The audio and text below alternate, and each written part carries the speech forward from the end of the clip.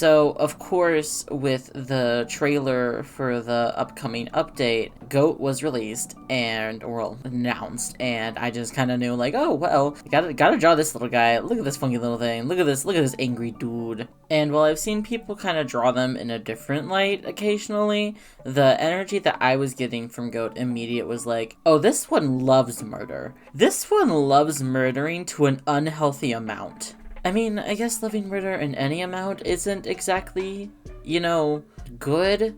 But, like, I'm talking, like, compared to Lamb. Lamb is, like, kind of like the nice, polite murderer who will do it sneakily. Goat will just throw a dagger in your head and not care. That's my personal take on their dynamic. But, yeah, to go with that vibe, I wanted to give Goat more of, like, a barbarian type style versus Lamb's mix between, like, a priest and a rogue or whatever is going on over there. And so, to help go with, like, the kind of dangerousness that Goat has, I gave them a lot of sharp angles as opposed to Lamb's round angles, which you can most notably see in the hair. But I kept a good bit of roundness as well to go with the charisma that comes with, you know, leading a cult. Gave them these kind of like strings with just little bones tied around them, like it's worn as like a necklace and what's it called, like a belt chain. And the bones, I feel like, would just be from particularly grueling fights as a sign of, like, haha, I won. Like, after every bishop battle or whatever, they would just go in, pull off a tiny bone, and then, like, add it to the collection. I like to think that they keep their crown in weapon mode most of the time, as opposed to, I guess, crown mode. Kind of like they would just walk around the cult with their crown in the form of an axe constantly, instead of just as a crown. Like, I feel like they would see their crown as more of a tool rather than a friend, as opposed to Lamb, who I feel like sees their crown as a friend. You'll notice I end up switching axe designs. I started off with the merciless axe because it kind of matches their vibe more, but I ended up switching to the default axe just for, you know, recognizability. I also wanted Goat to have this really imposing, intimidating energy. Like, like they enter the room and you think they're cool, but everything's just kind of off. Like, you feel like one wrong word and that axe is suddenly going through your neck and you're no longer alive. Yeah, I'm definitely not getting this video monetized, am I? Of the two actual, like, cloth pieces of clothing that they're wearing, I wanted it to have this very raggedy, torn up look. I wanted it to look like it wasn't really well maintained, because where I feel like Lamb kind of, like, keeps their stuff, like, all nice and tidy, kind of materialistic, Goat is more all about the rush of being a leader and going on crusades. They don't, like, really care if they haven't washed their stuff in a week. So, just like Lamb, I like the idea of scars being all across the body from each, like, killing blow that they've received. And I mentioned in the previous video that Lamb kind of hides the one around their neck from, like, their first death because, you know, trauma, but Goat will proudly show theirs off, using it as like a symbol of the moment when they became an immortal. But yeah, so just like Lamb, Goat is just littered in scars. Nearly every inch of their body has a scar somewhere on it, and this time I made sure to include different types of scars instead of just little slashes. But yeah, so we have your typical like cut marks on them, but I also did some burn scars, and I tried to do like poison scars. Poison scars aren't really a thing from the research that I did, but I essentially just kind of like did little vein marks from it. But yeah, lots of scars on them. So it's pretty obvious by now that I didn't really have Goat wear any armor, like almost any, just the little bits on their arm, and that's because I don't know, they're a masochist or something. But actually, it's more in the sense that, like, it's to show more how fearless they are. Like, yes, they're not scared of death because they're going to come back, but it's also just, like, a statement to go out knowing you're gonna be in a to-the-death fight and barely wear anything. I feel like they almost, like, took pieces of armor away because they thought it was holding them back. And I did put the symbol of the cult on the little bit of armor they have left, but I turned it upside down just because, you know, different dimension or whatever. But the symbol in the background stays the same because I kind of forgot. But also they're in Lamb's world, not their own, so it makes sense for it to be upright. Right? I'm a clever artist.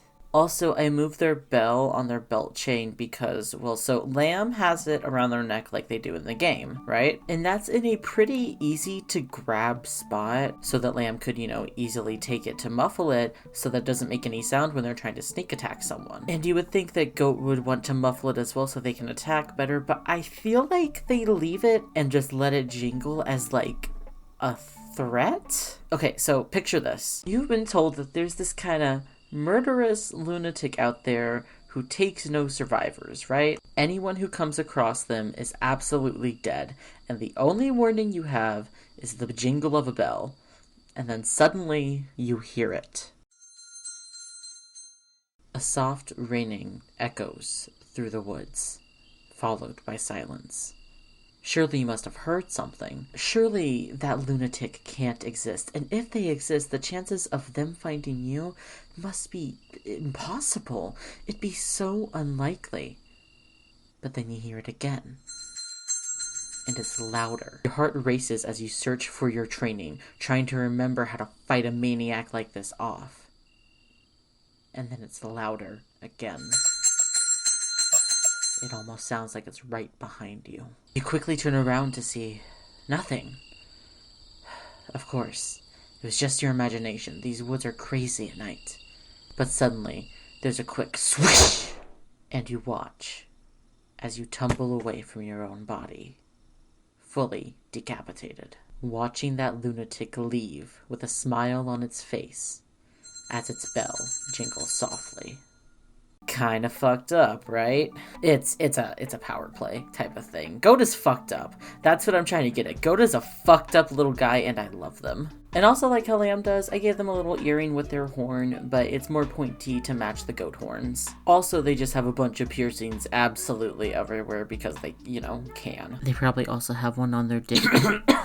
Anyways, y'all hear something? With how I gave Lamb freckles, even if they're kind of hard to see, I gave Goat some moles just because they're similar but not the same, just like Lamb and Goat are. I really wanted to, upkeep the asymmetry that I started with Lamb's design to help lean towards their more chaotic view on how they run things. I already have Lamb's design as pretty asymmetrical because they use their abilities in a much more chaotic way than any of the bishops did. But because I view Goat as this murderous little shit, I wanted to make that even more apparent. So there's almost no symmetry to their design, like how they only have armor on the one arm, the straps go down the side of the torso and not the middle, their coat shawl thing is tied at the hip and goes to the side, and their pants, even though it's kind of hard to see in the drawing with this pose, their pants are uneven as well. Nothing in this design is really meant to be symmetrical. Also, you'll notice that Goat is also kind of in a floating pose like Lamb was before, and that's just because they can also use the portals,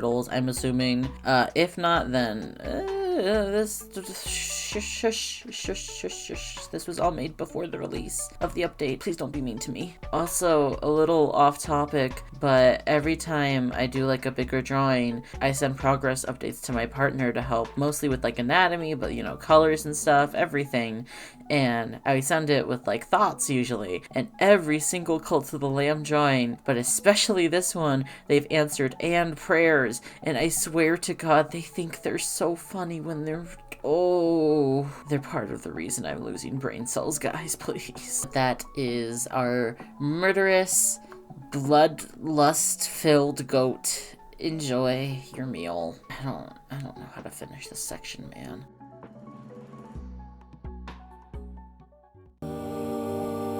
All right, we're married now. Okay, so not counting the bishop, Sozo was probably the most requested character after my last video, and he's a pretty silly dude, so might as well. But I also know he is probably the fan favorite character. So considering the design I gave him, I'm a little scared to how you guys are gonna react, but I promise there is a method to my madness, okay? So, just to sum up Sozo's deal for those who don't know, So, Sozo's whole shtick is that he's based off the zombie ant fungus, which apparently he's based off an ant and not a spider like I had initially thought. But essentially, the way this fungus works is that when an ant comes into contact with it, its spores will plant onto its head, drill into its body, and kinda eat it from the inside out, meanwhile also puppeting its body to continue to spread its spores. Which is really gross and fucked up, but also such a cool character concept that I am not surprised Massive Monster went with it. But yeah, so with a human version of that, I feel like it would really show that Sozo is kind of dying from the inside out, so I tried to make him look extremely malnourished. And it's a big part of my design process with this is that he's just a shriveled raisin of a man. So get ready for that to be mentioned like a lot. And the rest of my design choices is just that he's really not all there, that he's really just focused on these mushrooms, and so he kind of doesn't pay attention to anything else. Like his raggedy clothes, his missing shoe, his barely there jacket. It's just to show that he's just on another planet with how high off of mushrooms he is. Ignore the fight with this foot. It did not want to work with me no matter what I did.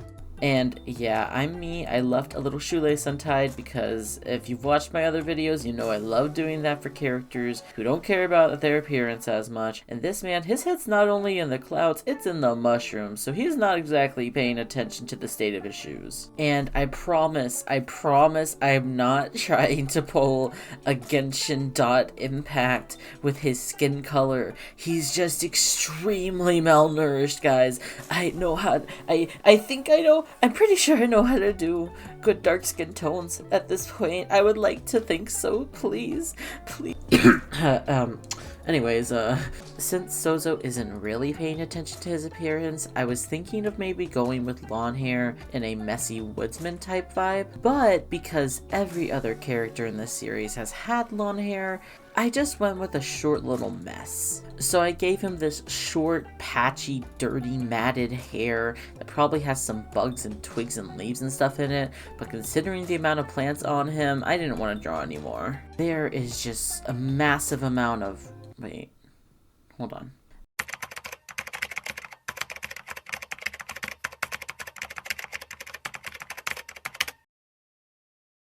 There is a massive troop of mushrooms growing all around him, just coming out of his jacket, his shoes, his... Probably there's some in his ears. They're coming out the wazoo, man. They're coming out of everything. Slight spoilers for his story, but I gave him these little glasses hanging off of this little apron that he's wearing, just to allude to his previous life before the shroom took over. So I was only like half aware that the fluffiness around his face was meant to be a beard in his original design, but I kind of hate drawing facial hair, I'm gonna be honest, so I turned it into the fluff that comes from this like torn up jacket he has. I was kind of struggling at first with his eyes because the red was just too much red with his like face paint, but then the black just didn't really stand out enough. It just kind of looked boring, and eventually my partner suggested to do orange, and I was pretty hesitant to do that, but it ended up looking really nice, so I went with it. And even though I've done it for both characters in this video, I normally don't actually play with pupil shape. I usually just stick with the standard oval. But I gave him the kind of spiral shape that the followers get when they're high because, I don't know, it's funny. And then I gave him yellow sharp teeth. Yellow because this man has not seen a toothbrush in years, let alone brushed his teeth. And his teeth are sharp, one, to help with the kind of creepy vibe that I wanted him to have, and two, to help with the cannibalism. Sidetrack, it's been really interesting to shade all of these pieces because the light source is the little portal from below, right? So I'm kind of been shading in reverse because, you know, we're used to light from above with like the sun and stuff, but because the light source is the portal from below, I've been having to do kind of like reverse shading. And honestly, it's pretty cool. It's like a bit of a study almost. Helps me understand the shadows better. So if you've been like struggling with your shading, I kind of recommend it. It's pretty fun. And yes, this hand is supposed to look a little horrific salad finger-like, just to up with the malnourishment. You might notice me do this little black and white filter thing over my piece every now and then, and for those who don't know, that's to help with contrast. Basically, putting the filter on will show you what colors are and aren't contrasting enough. And when colors don't contrast enough, they get kind of muddy together and it can be harder to tell where something ends and something else begins. So it's just recommended if your colors look a little off to just do the little filter and mess with it from there. But that is our beloved decrepit Sozo. I hope I don't get too many pitchforks thrown my way for this. And of course, here is everyone together with roughly their correct heights. I hope you all enjoyed.